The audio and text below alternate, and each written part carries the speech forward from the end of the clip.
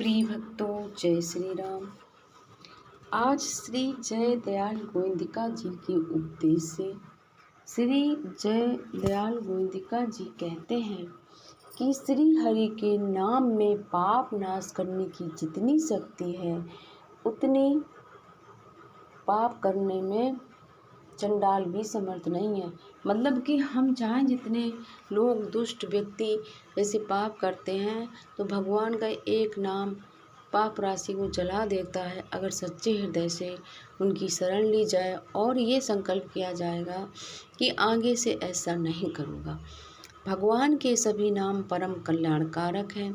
किसी किसी के मन में शंका होती कि मैं राम नाम लूँ, कृष्ण नाम लूँ, शिव नाम लूँ या दुर्गा नाम लूँ, तो श्री जय दयाल गोविंदिका जी कहते हैं राम, कृष्ण, हरि, नारायण, दामोदर, शिव, शंकर आदि नामों की तो बात ही क्या है। अन्य धर्म के लोगों के अल्लाह, खुदा आदि नामों की भी बड़ी महिमा है। भगवान को कोई भी किसी भी नाम से पुकारे, वे सबकी भाषा को समझते हैं। बस पुकारने वाले के ध्यान में बात होनी चाहिए कि मैं भगवान को पुकार रहा हूँ। फिर नाम चाहे कोई भी हो, अप, जल, पानी, नीर, वाटर आदि किसी भी नाम से पुकारे, उससे जल ही मिलता है। इसी प्रकार भगवान के नामों को समझना चाहिए।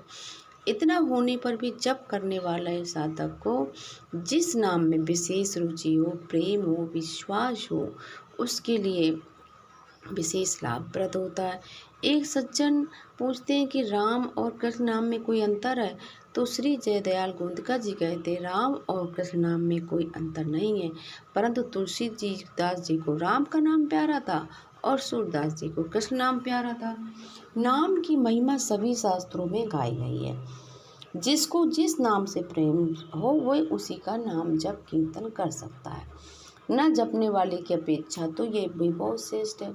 जो लोग दुख नाश के लिए, भोगों की प्राप्ति के लिए और मान बढ़ाई आदि करने के लिए प्रभु की पूजा करते हैं, उनके नाम जप करते हैं, तो ये भी उचित है, क्योंकि हम भगवान से मांग रहे हैं।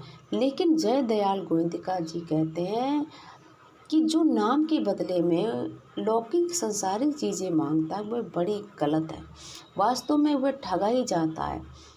भगवान के जिस नाम से हम लोग भगवान को पा सकते हैं और संपूर्ण त्रिलोकी हमारे बस में हो सकता है, उसको बस केवल छोटी मोटी चीज़ें मांग के हम लोग उस नाम के फल को जानते नहीं हैं।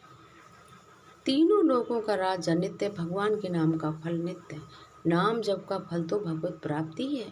कुछ प्रेमी महात्मा ऐसे होते हैं जो नाम जप केवल नाम जप के लिए करते हैं, वे भगवत प्राप्ति रूप को फल नहीं चाहते। अतः भगवान के किसी भी नाम का जप किसी भी काल में, किसी भी निमित्त से, किसी के भी द्वारा कैसे भी किया जाए, वह परम कल्याण करने वाला ही है।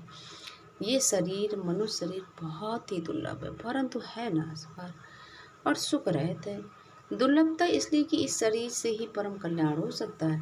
भगवान ने हमको कृपा करके मनुष्य शरीर दिया। हम कुत्ता बिल्ली बनने होते तो क्या हमें किसी चीज़ का ज्ञान ही नहीं होता। इसलिए मनुष्य शरीर बहुत दुर्लभ है, इससे हम अपना कल्याण कर सकते हैं।